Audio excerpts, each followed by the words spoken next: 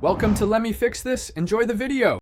In this video, I will explain how to replace a Dodge Charger rear window. First, gather all necessary tools, including a utility knife, trim removal tools, and a caulk gun. You will also need a new rear window, fresh urethane adhesive, and a compatible primer. Before starting, protect your vehicle's interior and exterior surfaces with plastic sheeting and painter's tape to prevent damage and spills. Next, begin by carefully removing all interior trim pieces that surround the rear window opening. Once the trim is clear, use a sharp utility knife to cut through the old urethane sealant from the exterior of the vehicle. Work slowly and deliberately around the entire perimeter.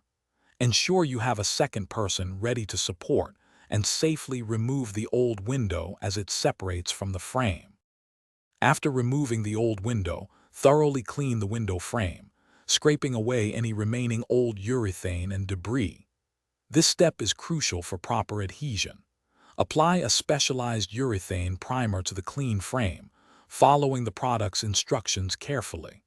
Before applying any adhesive, perform a dry test fit of the new window to confirm it aligns perfectly within the opening.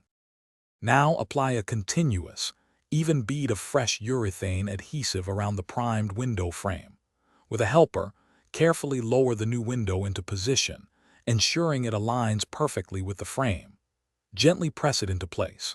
Secure the window with painter's tape until the urethane adhesive has fully cured, which usually takes about 24 hours.